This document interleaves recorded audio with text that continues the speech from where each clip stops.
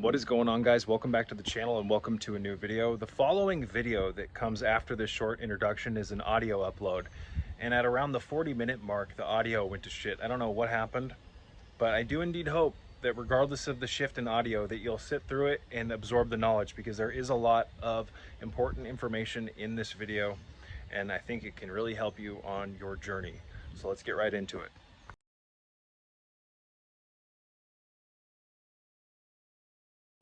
The world is changing at an ever-accelerating rate. And if you really take a good look at what's going on here, it's not in a good direction. My, oh my, have things changed in the last week? Have they changed by the second now? Pandora's box appears strongly to have been opened, folks. This is something that we talk about here on this channel, that evil here in this dimension has been allowed to reign, to conquer. I do indeed believe that this is temporary and that this is all a test. So what do you do when you live in a world that is evil, that doesn't align with your own moral compass? Well, you either integrate with it based on peer pressure, or you reject it and you use it like a training simulation to strengthen yourself. Catch my drift? And that is currently how I interpret or view this dimension right now, within the matrix, right? Because we do live in two worlds simultaneously. We have the shamanic living, breathing garden, nature, and then we have the artificial realm that is, there's an ecotone, if you will, a mixing of both. The matrix, the synthetic, and the natural, the organic, the shamanic, the divine. So when you become conscious to the fact that the Matrix is trying to steer humanity in the wrong direction, they're tampering with our genetics and altering us on a biological, spiritual level, folks. When you become aware of this, what do? Well, like I said, you either succumb to it and passively accept it and just go through the motions, or you literally walk the opposite direction and strengthen yourself against it.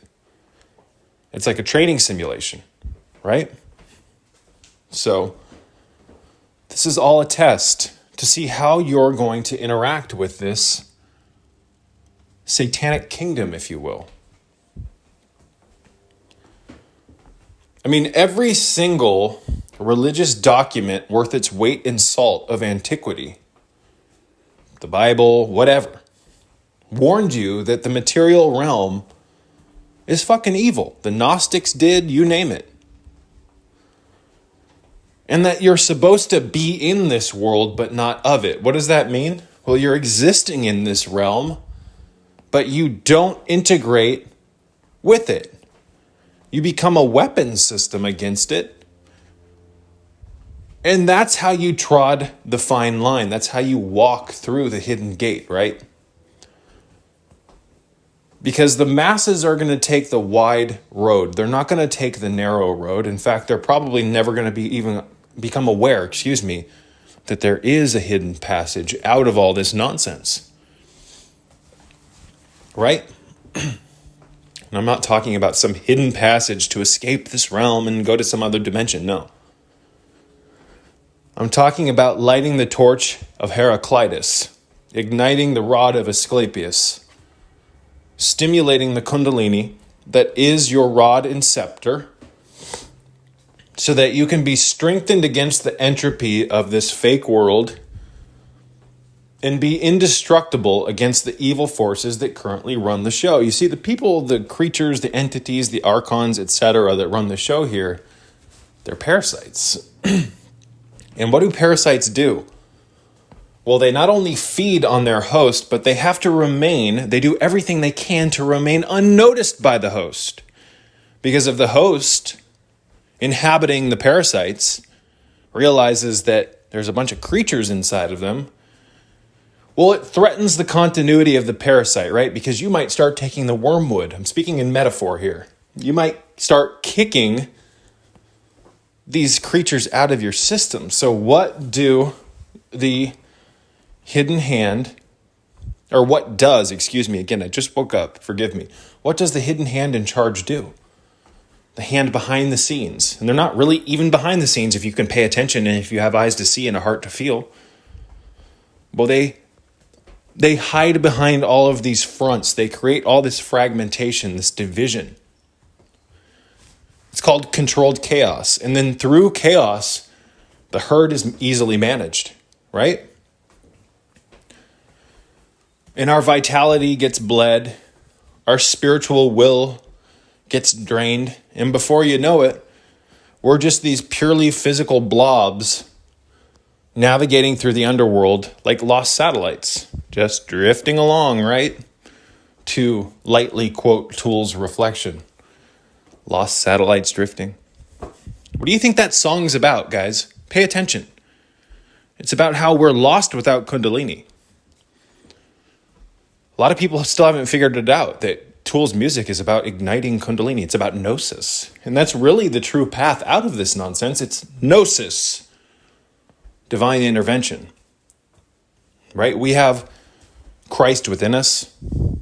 It's called Kundalini. And if Kundalini can raise from the pelvic bone, what the Hispanics call the scorpion's tail, and it can climb up the sacral bone and through up the spine, the 33 vertebra of the spine, which is the stairway of heaven. If it can get into the promised land, which is the head, it can merge the schism between right and left, right? Our divided self, right brain, left brain, etc. And now you live in a unified state in a world of fragmentation. And the fragmentation was done intentionally to separate us all and to separate us from ourselves. We are not anymore a unified being. Again, we can bridge the schism between our divided self. To quote Tool again, ever heard the song Schism? What do you think that's about? Well, it's about a lot of things. About the body and the mind being separated, and it's also about the divisions that we've undertaken that have separated us or have caused or spawned the fall. The fall of man, the fall of woman. Because in a fragmented, divided state, folks, you're not yourself. Kundalini allows us to be whole again. It bridges all divisions. It takes all separation and stitches them back together. Now, every part of your body, mind, and soul and oversoul are unified in a quantified field. And now you live as Christ, right? Jesus, the body, Christ, the spirit. Jesus Christ is a play on words to describe the body that is anointed with spirit. Again, the lamp of Heraclitus, lit by the oil of Christ. What do you think this all means? You see, I'm here to tell you, and I have for years, that we are living in a fallen state, folks. We're living in a fallen state of division, of chaos.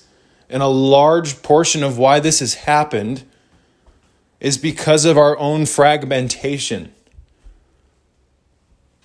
You see, they've got to separate all the unified parts of who we are so that we can be broken. Because when we're broken, we're easily managed, and they don't even really have to manage us when we're broken. The chaos that ensues from fragmentation controls itself. What do I mean by that?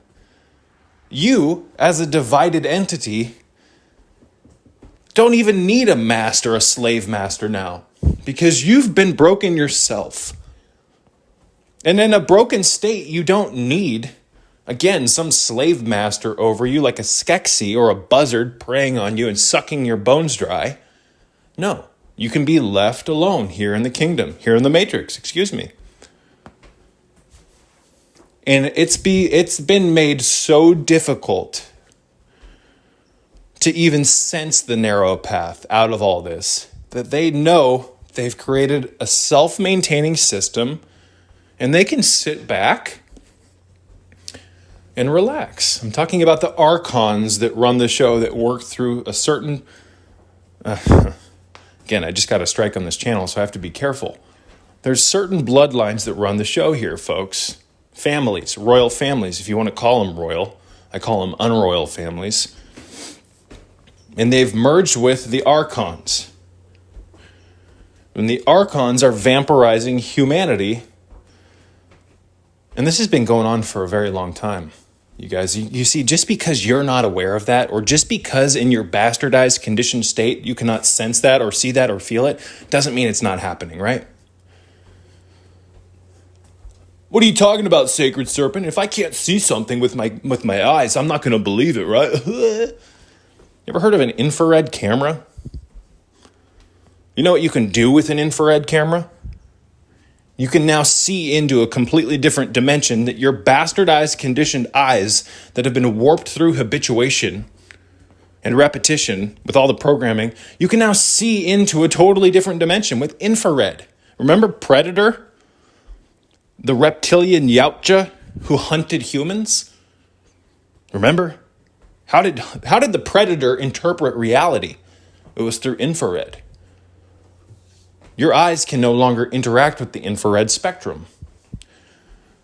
You can no longer see it without the use of instruments and tools. And this is because we only interact now because of our habituation, through mind control, etc., and the fragmentation. We exist only in the visible light spectrum. Kundalini allows you to tear through that by way of shifting and moving the assemblage point, and now your energy field can take on more information, and you can see beyond the visible light spectrum. This is how we're designed to be. See how we've been fragmented and limited? Look at the entire electromagnetic spectrum. Go on Google, look it up. Look at the visible light spectrum. That's where you currently exist. That's where we currently exist as a species. This is a huge problem. Oh, you're fear-mongering, Sacred Serpent. Why? Because I'm sounding the alarm? If you think my message is scary, you're going to be blown away when you see how far we've fallen. Again, there is a fall that has happened. Oh, it's so scary, your message, Sacred Serpent. You should follow Christ. What do you think Christ is? I think I have a closer connection with Christ. I think I have a firmer understanding of what it is than almost all the Christian sheep out here. Again, what's the symbol of Christianity? Mainstream, organized, weaponized Christianity. Fucking sheep. Come to me, my sheep. This is a mess. This is a total mess. And here's the other thing. To all you Christians who don't even understand what you're talking about, who probably haven't even read through the Bible, what did Christ do in that damn Bible? Warned you that there is an evil force here trying to basically harvest and steal your soul, and that eternal life has been stripped from you. Right? So you want to quote Bibles and all this crap and use a Bible as a weapon system against my message, not even realizing that the Bible aligns largely with my message, right? I mean, you got to learn to read between the lines, and that's very difficult in a fragmented state. We've got to become whole again. We do that in a myriad of ways. We go over this extensively on this channel. I don't have the time and the patience to give all the little techniques and formulas in each of these videos. Otherwise, they'd be 50 hours long each. My message works, or my channel works, by having a large archive. I talk about certain things in my videos. I've tagged all my videos to the best of my ability. So if you go into my video archive, and for instance, you want to learn more about or hear me talk more about the archons, you go into my video archive, go to the search tab, type in archon. Boom. Type in Kundalini, type in water, whatever you want. You've got to research. And a lot of people who have not really paid attention to my message, they think that I'm only talking about things and not providing the formulas that you can actually follow physically. I've created this channel to be very interactive. The formulas, for instance, on how to clean your water are in my video archive. To clean your water. Did I just say clean my water? Again, guys, I just woke up. I apologize. My verbal fluency is not on point. Here's another example. The 4 inner exercises, the magical inner exercises that are going to help you create a firm foundation within your unconscious and subconscious. The 4 inner exercises, the formulas on how to do them, are in almost all my videos on the 4 inner exercises. These exercises are going to allow you to freeze the habituated mind and body so that you can observe the programming that runs on its own volition outside of your conscious recognition. It's going to allow you to obtain conscious recognition of the programming that operates on its own cadence.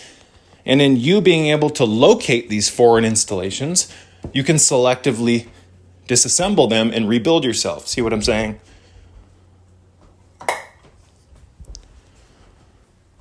So, have you guys ever heard of the Flyers? It's been a while since I've read that particular book by Castaneda. It's not called The Flyers. I think the Flyers are mentioned in Castaneda's book, A Fire from Within. I think. I could be wrong, though. And I believe it's Don Juan, not Don Gennaro or any of Juan's friends, that teaches Carlos in that book about a group of entities that he calls the Flyers that came into this dimension, if I remember right, looking for a food source. And these non-visible, non-organic entities, which we can kind of relate to archons, they chose this dimensional field to feed on humans because they existed outside of the visible light spectrum, these entities. They knew that people, humans, their food source, their crops, did not have the visual capabilities to be able to even see these creatures that were feeding on them. A perfect food source. If you're vampirizing something, folks, it is a perfect food source when your food source can't even see you or recognize that they're being fed on, right? You see, just because you cannot see something happening doesn't mean it's not happening. There are thousands upon thousands upon thousands of hidden layers of reality within this reality. And when you get to a state of Gnostic consciousness by way of the twin serpents climbing up the rod of Asclepius, when that bridge is established between right and left, the lobes of the brain, you now exist within what's known as Hey Ruby Headed, Horus consciousness. And in a state of Horus consciousness, also known as Hey Ruby Headed or Christ established, you will now see the vast labyrinth of activity that's going on around you at all times that you cannot see in your habituated programmed state. This is called the eagle's emanations, being able to see the energetic grid of sacred geometry that is literally the scaffolding that spirit uses to take light, magnetism, etc., and turn it into matter. This is lightly kind of hinted at how spirit turns things into matter in the Kabbalistic upright tree from Kether all the way down to Malkuth, the flaming sword, right? There is a vast infinite grid, like a three-dimensional graph paper, right? Look at a graph paper, now make it three-dimensional. There is a vast, infinite, never-ending grid of light, bands and striations, filaments and fibers of light that are holding everything together here in this realm. And your energy field, which acts as a vacuum that separates you from the reality tides of this, your energy field is connected to this grid by way of largely, but not entirely, and I'm going to use another Castaneda quote here because it's perfect. You're connected to it by way of your assemblage point. Your assemblage point is a governor. Do you know what a governor on a vehicle is? Well, it tells modern cars how fucking fast they can go. And you can remove the governor if you know how to do it. And then once the governor's removed, you can take the car beyond its normal limits that were programmed in it by the factory, by the manufacturers. We've done this on a handful of cars here. Like the Honda Accord, one of them. It's been sold now. Used to only be able to go up to about 100, 105. The governor was removed and it was able to go past 110 miles an hour. Used to be really stupid with cars, and I used to fucking drift around and do all sorts of crazy shit. But we have a governor, right? It's called the assemblage point. But unlike a governor on a car, you don't remove the assemblage point. You just learn how to shift it. You learn how to move it. And this is done through stalking and hunting these shifts. This is also done through shamanism, Gnosticism, and the entheogenic tools and the sacraments that the natural kingdom, if you want to call it Gaia, provides for us.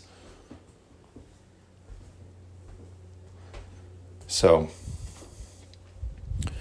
DMT, for instance, is a perfect example of something that forcefully shifts the assemblage point. And there is a difference between a movement and a shifting of the assemblage point. In fact, moving the assemblage point is much more difficult than shifting it. Shifting it, when you become conscious, is actually rather fluid and not all that difficult if you know what you're doing. Moving the assemblage point forcefully throws it outside of the energetic cocoon that is our energy field. And it allows you to experience drastically alien states of consciousness that will drive most people insane. If you want to begin learning more about the assemblage point, read Castaneda's books. Don Juan Matus, the Yaqui Indian sorcerer, really goes into detail about the assemblage point and the art of dreaming. That's a great book, but I recommend reading all of them in order, starting with the teachings of Don Juan, which is my favorite currently. It's the most raw. Juan hadn't become, I'm not going to get into it, right? Whether or not Don Juan existed or not doesn't matter. Those stories are profound, and there's a lot of allegorical and symbolic wisdom that can help you along your journey of walking the razor's edge. But the first book is the best. Don Juan is more of a hermit in that book. You'll notice as Castaneda wrote each book after that, Juan became less reclusive, and he had all these friends and interacted with people. No. And this is why I believe Don Juan was probably a fictitious character. You see this drastic change in his demeanor and character from book 1, where he's more of a savage, and then throughout the books he becomes more like of a people pleaser, etc. But that doesn't really matter. Again, the lessons are valuable regardless. Another thing that you can do, and I consider this book a little dangerous if not approached gingerly. You can read Liber Null and Psychonaut by Peter Carroll, I believe it was. Let me just double check that for you guys really quickly. Liber Null. Come on, Amazon normally fills in when I start writing something, it fills in the rest of it. Psychonaut. Let's see here, folks. Yes, Peter J. Carroll. You can get it right now on Amazon Kindle for $10, or you can go over to my Patreon page, www.sacredserpent.com/ what am I saying? www.patreon.com/sacredserpent, link in the description box. You can get a free copy of the ebook in the Library of Strength and Wisdom, which is a rare book library that I've created for all my patrons. $5 a month, cancel at any time. Fuck, it'd be worth it just to, pay the $5 to get all the books. The copies of Philip Cooper's Magician, rare titles that aren't easy to find. You're going to be able to find over there in the Library of Strength and Wisdom. You can buy this book in physical copy or hardback or softback, which is what I always recommend. But you can also get it on Amazon Kindle, which I really don't suggest Kindle books, guys. A lot of these books, if you do a little bit of digging, you can find for free online. Or you can find them on my Patreon. This book, I'm not going to get into some huge explanation of what it is. Excuse me, if I can speak today. But this book will really help give you a foundation of magical practice that will, over time, if you practice these things properly, begin to give you. It will begin to give the assemblage point malleability. And unfortunately for most people, their assemblage point is stuck in one position, and therefore they interpret reality the same way every fucking day. Kind of like that 9 Inch Nails song. Every day is exactly the same. Yeah, you ever wonder why? Well, it's for your habits, your schedules, your obligations, but it's also because you've been energetically fixed and molded. Kind of like a stonemason, right? Lays stone down and it's liquid or a semi-solid, and then when it hardens, it's fixed. We've been molded like stone. So, guys, the assemblage point is a really important thing to understand as a concept and as a literal thing. And through your shamanism, you'll be able to grasp the firm reality of the assemblage point. It's called the assemblage point because it assembles information through your energy field, and then it feeds it into the senses, and that is how you interpret reality.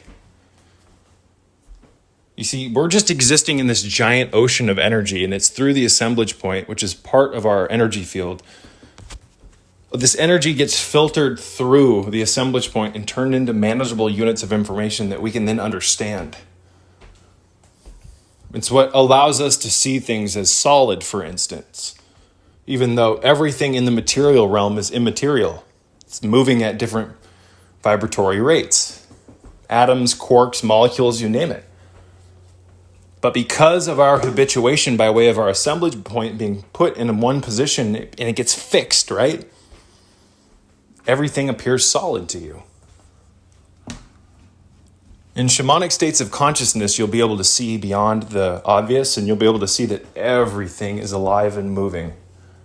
And that the way our senses interpret reality, it's a giant illusion. So you think that you think that your consciousness right now is like all there is. No, there's much more beyond this. In fact, our consciousness here in 2023 is a very suboptimal consciousness that we've adapted to by way of habituation and repetition. We interpret reality a certain way as we develop. And it's how we interpret that reality that we begin to ascribe factual things to it. And what do I mean by that? It was a word soup and it didn't even make sense. Based on how we develop and interpret reality, interact with our peers, mimic our peers, our parents, etc., through that repetition of that every single day, we learn to feed into the subconscious mind expectations on what's going to happen, right? So we start to live in a realm where we expect the same thing daily, and we learn to think that this is normal, that this is all that there is. And in that state where we think we understand reality, we begin to ascribe, or we begin to believe that this is factual. We begin to believe that the world works the way we believe it works with every fiber of our being to such an extent that after years of that repetitious continuum, it becomes fixed deep in our subconscious and it acts like an anchor or a foundation. We now think the world as we see it and interact with it, we believe that it's a fact, right? There's a blue jay out here. That this is how the world works. I think this blue jay is looking for some birdseed. It's very rewarding to feed the birds, guys. You go to Costco and get a giant 40-pound bag of birdseed. Or you can buy the raw materials yourself in bulk and mix your own birdseeds. So, let me just give this guy some food. Hey, buddy. There you go. Put some in this apple tree here. So, I like to interpret this, guys. Imagine, for instance, well, first of all, let me just say that we're living in a literal three-dimensional. Give me 1 second. Again, I haven't woke up. I woke up not that long ago and my motor's still starting to hum. Or trying to hum. Jesus Christ. We live in a physical rendition of Plato's cave, literally. What we know is the only things we know of all we know is what we've been taught, what we interpret. And what we've been taught and what we learn to interpret is what we believe. That's what we believe That's all it is. Right? Are you following me? Again, I apologize for my lack of verbal fluency. All you know is what you've been taught. All you know is what you've learned. And what you've learned, unfortunately, here in the material realm, here in the underworld, what they teach us often are things that are conducive to our true growth, or the truth in general, more importantly. Have you guys familiarized yourself with Plato's Cave? I would highly suggest it. I've been recommending this for years. Read Plato's Cave. Read Plato's Cave. And those of you with eyes to see and hearts to feel will realize that, holy shit, that's what we're living in right now. Why do you think Plato wrote that? It's because he interpreted reality that way, or he saw that people were living like this, like those in Plato's cave. All you know is what you've been taught. All you know is what you've learned. The mind has become very rigid. It's supposed to be very malleable. But our inner compass has been thrown out of alignment. And once that happens, guys, we're done. Once the inner compass is thrown out of alignment, you're in for a world of fucking trouble. Because what is the internal compass? It's your intuition. It's what you had when you were very young. Remember when you could just look at certain adults and go, that motherfucker's evil. Something's wrong here, or your teachers or your peers. You had a sense to things that you've lost. You interacted with the world differently when you were very young. Trees, everything was magical, right? Remember how time didn't really move as fast back then too? Our conditioning has created us or molded us into a suboptimal creature. Hope that makes sense. Where the hell was I going with that? This is just a nightmare, guys, but we can change it. We can change it. But the inner compass, your intuition, you got to get your intuition back, because once the intuition is back and you recalibrate true north, south, east, and west, metaphorically speaking, now you'll be in a better state where you can read between the lines and you'll be able to see the truth or gauge the truth better. And this compass is not something that's easy to align to true north, true south, true east, and true west. Chances are you're going to fail for quite some time calibrating the scale. But as you get it closer to true north, south, east, and west, you'll be able to see things differently, right? Once you get your intuition back. Your intuition is like your mind's safety net. It's that thing that tells you you need to get out of here before you even have a conscious, real recognition of why.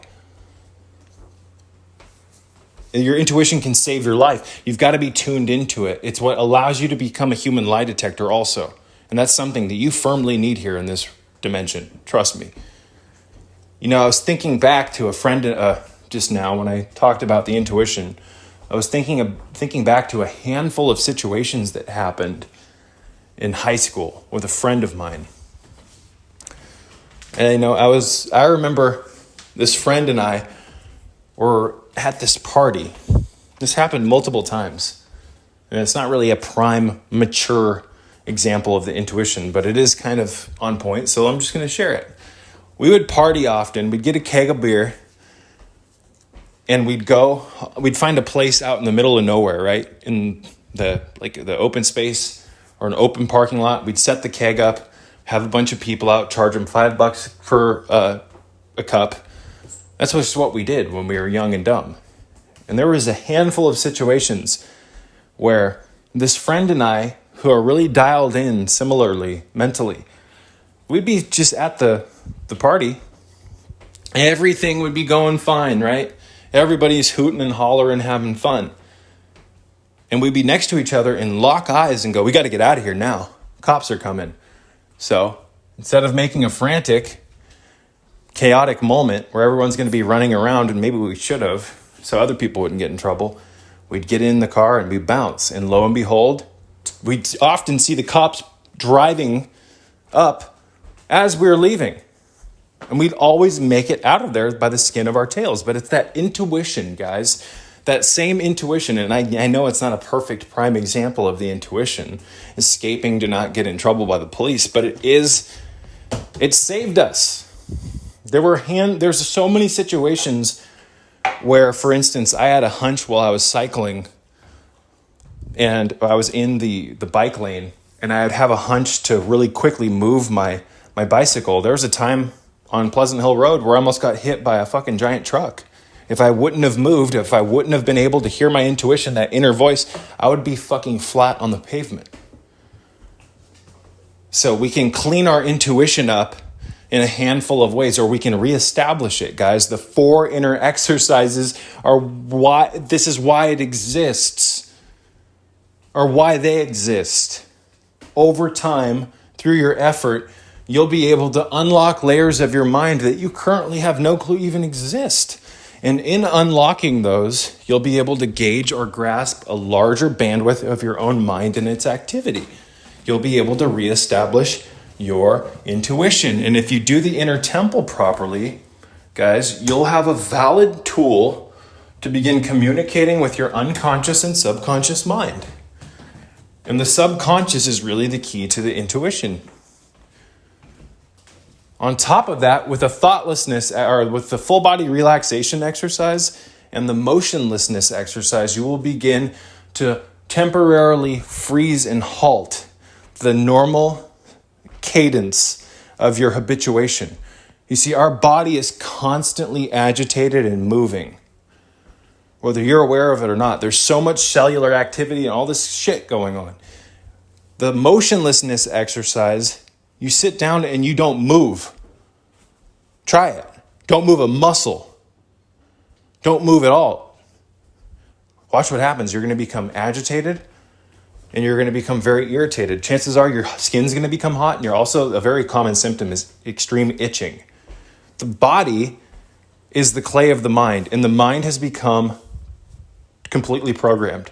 And because of that, the body is also under the jurisdiction of that programming. Again, the mind is the software of the physical hardware, which is the body. It's the operating system. So when you freeze the mind, the body freaks out. When you freeze the body, the mind freaks out. You have got to learn to become still. And these 4 inner exercises are pivotal. So I recently had some individual come on my channel and bitch about, you never provide any practical solutions. You don't even provide the methods on how to do the 4 inner exercises. Guys, I have multitudes of times. Go look at my videos where I talk about these. It's not that difficult. This isn't rocket science.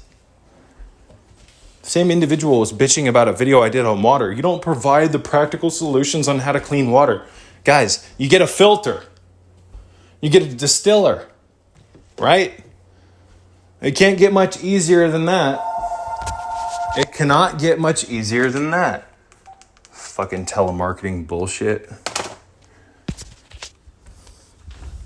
I hope that makes sense.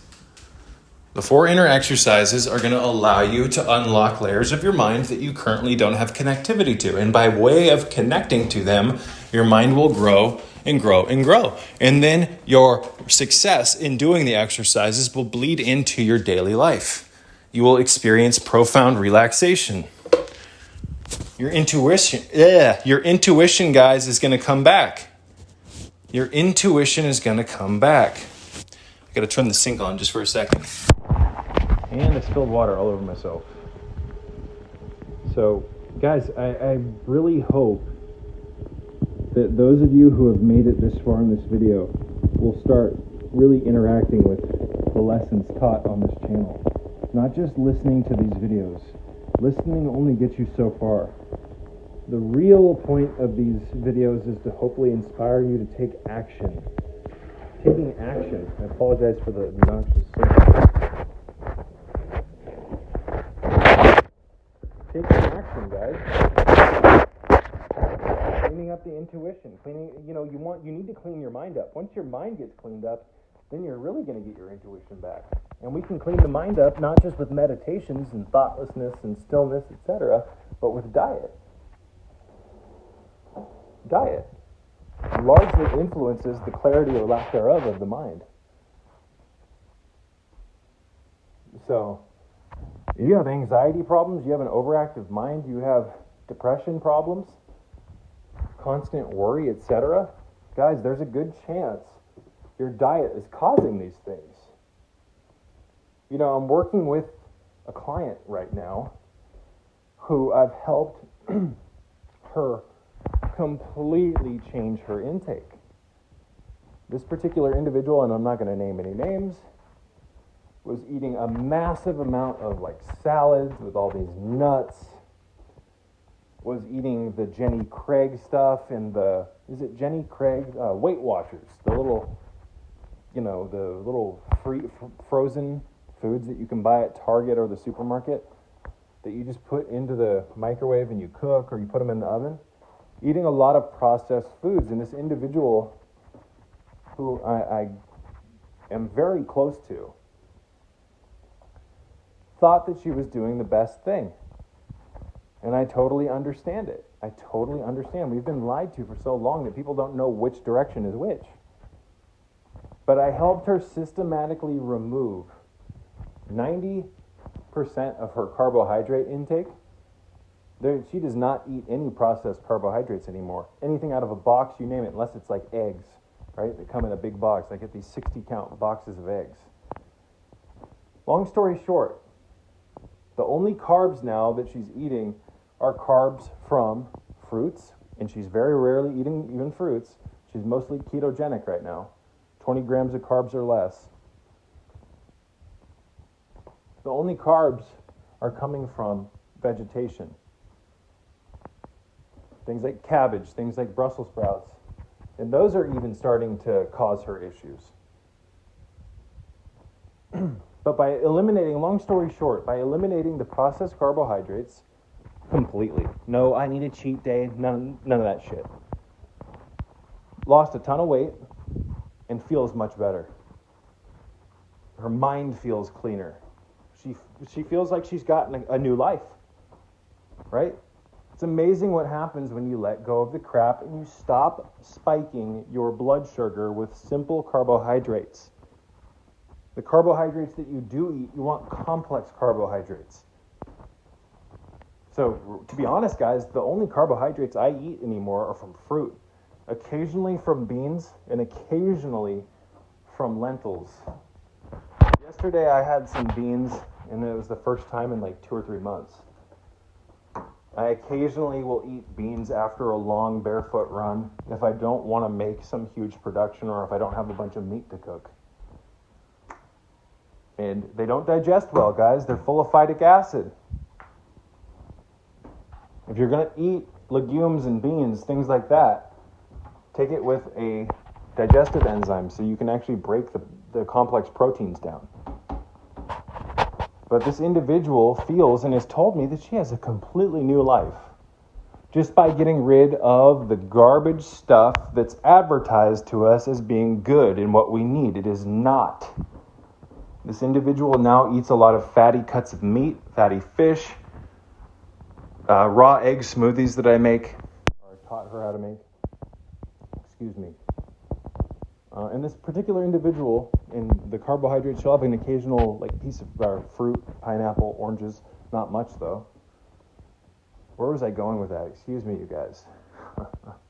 Oh, this individual now, because she feels so good, and she had severe arthritis in her body. The pain is all gone now, guys, from getting rid of all the circulating fucking sugars, the glucose.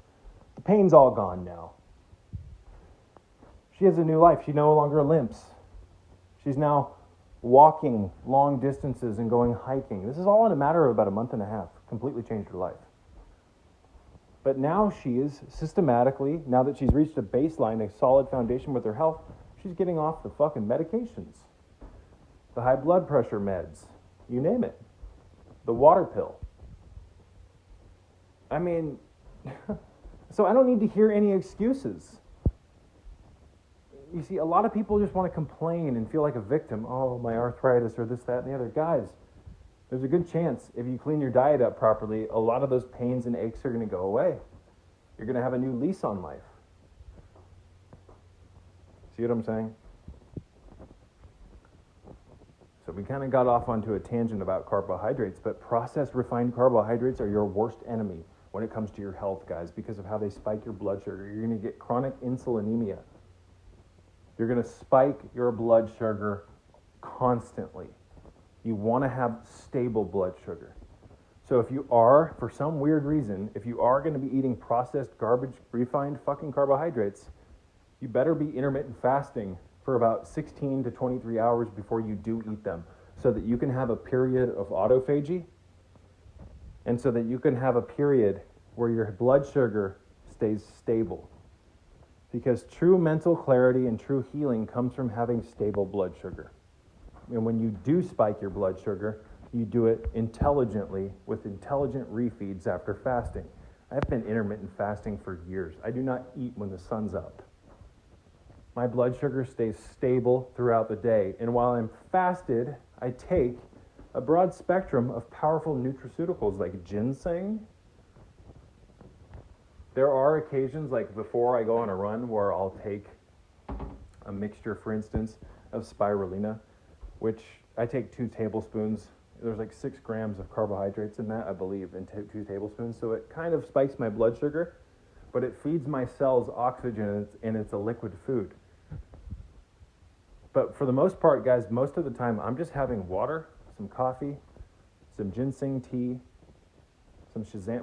I'm not going to get into everything I take. I'm not going to. It's not what this video is about. But for those of you who are wondering what that little pre-workout drink is, and then we'll go start wrapping this video up. It's 1 to 2 tablespoons of spirulina. I start off with 1, if you're new to this. 3 grams of citrulline, 1 gram of taurine. These are amino acids. 2 grams of beta-alanine. Sometimes I'll throw some collagen in there. And sometimes, if I'm going to go on a really long run, I'll add the juice of about 1/4 of a cup to 1/2 a cup of pineapple. And sometimes I'll squeeze some orange juice on there. These complex carbohydrates are going to give you very powerful energy to make it through your exercise. It's like explosive ATP, explosive cellular activity. The mitochondria are going to rev up. The spirulina is going to oxygenate your blood. It's going to send massive amounts of life throughout every part of your body. Spirulina is incredible. Problem is that a lot of it's mass-produced, farmed garbage, unfortunately, guys. You can tell the difference between a quality spirulina and a shit one by how it makes you feel. The first time I got quality spirulina, and I have some in my hand right now, a jar of it. The first time I got quality spirulina, I took a tablespoon of it, and I could feel it everywhere in my body. I could feel all the oxygen. I could feel all the energy. And now I can go down the street and buy a budget bag of spirulina and even some of the more expensive stuff. And it fucking sucks. It does not deliver those results. So unfortunately, just because something says that it's great on paper or this, that, and the other, it doesn't mean it's going to work. You got to find the ones that work. And contrary to popular widespread belief, spirulina does not have a bioavailable form of B12 in it for humans. It's a pseudo-cobalamin. It's a pseudo B12. Doesn't work, sorry, but it does have profound levels of chlorophyll in it. It's got, everyone's like, oh, it's got a ton of protein. No, it really doesn't, guys. I think it's like 3 grams per tablespoon. That's not, you know how much spirulina you'd have to eat to sustain yourself on that to refill your proteinaceous nature? It's like what? It would be like $180 a day if you're a 200-pound man looking to get 200 grams of protein. It's amazing what happens when you clean the diet up properly. And a proper alteration of the diet is going to clean the mind up, and cleaning the mind up is also going to help you get your intuition back. See what I'm saying? This is all relative to what we're trying to discuss here. What a mess. What a mess. So guys, you want to start cleaning your diet up, you're going to also need to terraform your microbiota. You're going to need to get the right strains of beneficial bacteria into your system, because a lot of you guys crave the wrong foods because you have the wrong bacteria in the wrong ratios that are in your gut. And this is from years of eating the wrong foods. And these bacteria, they serve a purpose. They help clean up all the shit that you eat, right? So you want to, when you're intermittent fasting, it's a little secret that I learned through trial and error. Trial and error. While fasted, after about the 16th hour, you're going to want to put the right strains of bacteria into your system. I use a probiotic. The one that I currently use, there's two that I currently use. I use PB8 probiotic. This is an 8-strain, 14 billion active culture of beneficial bacteria. I get this at Sprouts Farmers Market. It's got Lactobacillus acidophilus, Bifidobacterium lactis, Lactobacillus planarum. I can't pronounce all of them. I'm not going to try to read the fine print right now. But I have them in my hand. In fact, I'm going to take 2 right now, which is 1 serving. If you take these while fasted, you're going to be able to feel the effects. And you're going to probably, depending on how much crap you've eaten throughout your life, if you do this little simple probiotic protocol, you're going to feel kind of wonky for about a week as you do this, because bacteria competes for other bacteria in the alimentary tract. Once you get through the brain fog and the die-off symptoms, you're going to feel great. And once you have the right strains of bacteria in your system, you're no longer going to crave the wrong foods. The foods that you're going to crave are foods that are productive or conducive to the development, maintaining, and growth of the beneficial bacteria that you've now inoculated yourself with. See what I'm saying? Let me just take this really quick. Take these really quick. I also highly suggest making your own ferments. Don't buy the crap at the store. Those fermented foods at the store aren't even really that active, guys. If they were, the jars would explode. A good ferment, you're going to have to burp multiple times a day. This thing is constantly hissing. This fruit potion that I have, did you hear that? This fruit ferment is teeming full of life. Beneficial microbes, bacteria, and enzymes. The water from this ferment, fruit ferment, that's what we're going for. I sometimes eat the fruit in this ferment. I got it in a big mason jar. But I normally only drink the water, which is laden full of beneficial bacteria, enzymes, and microbes. This is living food, not just raw food. This is alive. You want to become more alive? Eat raw and living foods. Raw meat, raw vegetables, raw fruit, raw ferments, and mix that with properly cooked meats or vegetables, potatoes, you name it. Sweet potatoes are one of my staples. Profound food. But you know what another one of my staples is every day? The consumption of fermented fruit water. All the sugars get eaten up by the bacteria. So there's really no sugar in this. It's just an enzyme-laden liquid potion.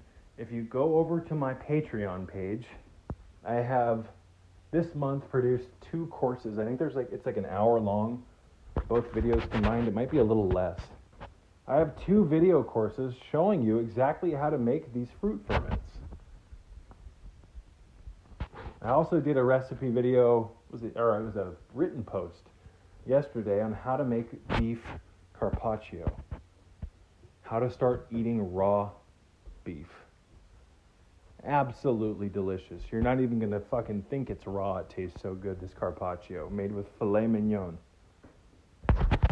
And the raw meat, a little goes a long way. The bioavailability of raw meat is much different than cooked meat. And cooked meat, you denature the proteins to some extent. I wish that weren't the case, but it's just the case, guys. The same with, imagine taking an apple, right, and baking it for an hour. Do you really think that baked apple is going to have the same nutritional profile as a raw apple right after you took it off the tree? Of course not. So why would that not apply to meat? You're made of raw meat. It only makes sense then to eat raw meat. And I'm not suggesting that you even do it. I'm just telling you what I do. I have at least 3 to 4, sometimes over a dozen raw eggs a day. It's like yesterday I went for, I think I've ran like 3.5 hours barefoot the last few days. And I've pushed myself to such a limit with the barefoot running that I even get a runner's fever where I feel real ill for about 2 hours after I run because I push my body so far beyond its normal capacity. And it's very common with runners and people who do extreme cardio where after you get home and you've warmed down, the idea even of food makes you want to puke. Like normally I love ribeye steak. I had one that I defrosted that I laid out last night before I went on my run. Came home after an intense workout, and I almost puked about 3 times just looking at the package. It's not that I don't like to eat, it's that my body, when I work that hard, doesn't want to eat. So in situations like that, like last night, because I needed calories, you guys, you gotta eat. I took 13 to 14 raw eggs, put them in a blender, put some whole goat milk in there, a handful of blueberries, a half to a whole frozen banana. I took some branched chain amino acids and a little bit of creatine monohydrate and some protein powder, some collagen and some spirulina and some cacao. What else did I throw in there? And some chondrus crispus and some citrulline. Blended it and then drank it down. It gave me all the calories that I needed to recover. And guys, I attribute a large majority of my rapid recovery time with barefoot running. I push myself beyond the limit on a level that I don't think most people understand. My recovery time is insane, and it's largely because of how I eat. I eat a lot of raw eggs. I rarely eat cooked eggs. Raw eggs taste creamy. They're sweet. I blend them. When you blend them with goat milk and honey, guys, it's like the most delicious fucking ice cream you've ever had, especially if you throw some ice in there or preferably a frozen fucking banana. I eat raw meat. I eat raw tuna, but I also cook this stuff too. But my blood sugar is stable throughout the day. The only carbohydrates I get are from fruit and the occasional complex carbohydrates from like black beans. Very rarely. And I get some, occasionally I'll have a cheat day, but I'm also not eating gluten, guys. I don't eat gluten. The way I eat allows me to recover rapidly. I mean, I'll push myself so hard out doing barefoot running that I'll literally have to force myself not to puke after I work that hard. I'll get a fucking fever sometimes, and this isn't something to be proud of, and it's just me pushing myself beyond my limits. I'll have a fever for 2 hours after I run sometimes. It's called a runner's fever. What are you talking about, Sacred Serpent? You're probably sick with cancer or something. You should go to the doctor. That's not normal. Well, maybe to you, that doesn't work out to that extent. I exercise to push myself beyond the limits of my body and my mind's habituated norms, right? I barefoot run to achieve the gnosis that comes from barefoot running. Even the Tarahumara tribe will tell you that the barefoot running, they do it not for exercise, but for the spiritual experience. You can enter into states of gnosis through barefoot running. I don't believe it's possible with shoes. Millions of years of evolution without shoes, guys. All of a sudden, within the last 200, or longer than that, but we have these shoes now that we wear that cause your spine to hunch forward, that throws your body's unique natural geometry out of alignment. Why do you think there's so many fucking problems with people's backs and all the aches and the pains, the arthritis? You're wearing fucking shoes. And barefoot running is the instant way to do damage to your body and really wear yourself down, whether you like that or not. I've been walking barefoot since I was fucking like 15, constantly. I've been running barefoot for years. I've slowly, over time and through the proper yoga, such as but not limited to the yoga of Frank Rudolph Young, I've slowly realigned my proper positioning with my posture. Now my vertebral openings are open wide, and my communication highway between brain and body and brain, the spine, is in a state of proper alignment. I'm in homeostasis. I can run for over an hour nonstop at a very high speed, barefoot on concrete, on rocks, on sand, on grass, on gravel, on dirt, both even and uneven. Do you have any clue the type of consciousness that you feel after about the 45 or the 30-minute mark running barefoot like that? If you're dialed in, if you've done the 4 inner exercises, if you've cleaned your mind, guys, you enter into a profound state of nirvana. You stimulate your ancestral memories, your genetic ancestral memories also by running like this. People will look at you like you're insane, though, let me tell you. Just because you're not wearing stupid-ass shoes. You have over 7,000 nerve endings in each foot that when you make contact with the ground, it's supposed to send signals up through your body into your brain. When you wear a shoe, it does this improperly, and it turns you stupid. I'm sorry, it just does. Running and walking in shoes makes your body soft and weak by way of manipulating your vertebral openings and their degree of opening. I don't want to get into some huge rant on running, guys. In fact, I'm going to wrap this one up. So until next time, may peace be with you all.